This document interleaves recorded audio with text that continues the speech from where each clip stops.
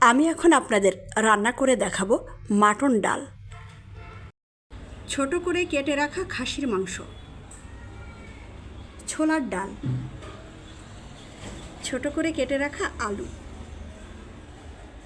পেঁয়াজ বাটা, রসুন বাটা, আদা বাটা, হলুদ, জিরা, মরিচ,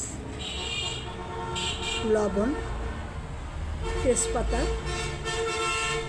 গরম মশলা, খাঁটি সরিষার তেল।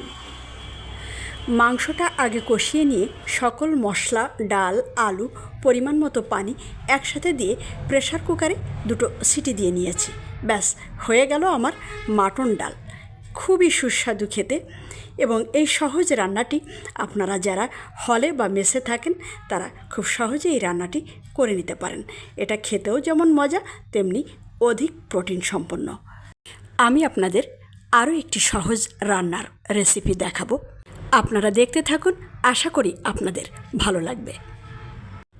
আপনারা দেখতে পাচ্ছেন মাটন ডাল খাবারটি পরিবেশন করা হচ্ছে, এবং বেশ ইয়াম্মি লাগছে কিন্তু, তাই না?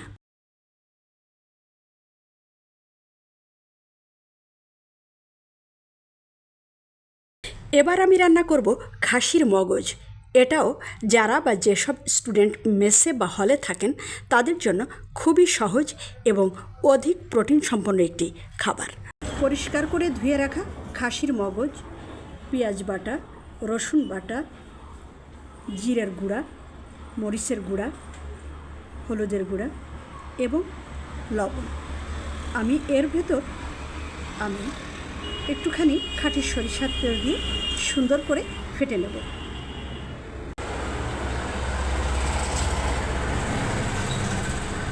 আমি সরিষার তেল দিয়ে দিলাম। এবার আমি হাত দিয়ে সুন্দর করে ফেটে নেব।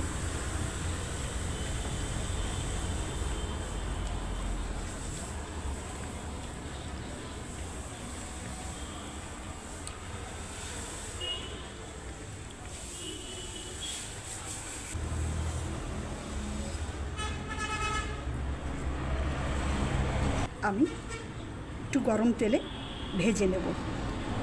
একটু হালকা ভাজা হয়ে গেলে আমি সামান্য পানি যোগ করব, এবং সেই পানিটা টেনে গেলে তেল ফুটে উঠলে আমি নামিয়ে রাখব। এটা খেতে খুবই সুস্বাদু হয়। আপনারা দেখতে পাচ্ছেন হয়ে গেছে আমার খাসির মগজ ভাজা। এটা খেতে খুবই সুস্বাদু হয় এবং অধিক প্রোটিন সম্পন্ন, আর খুব সহজেও এটা করা যায়। তো আশা করি আপনাদের আমার এই 2টো রেসিপি ভালো লেগেছে। ভালো থাকবেন, ধন্যবাদ।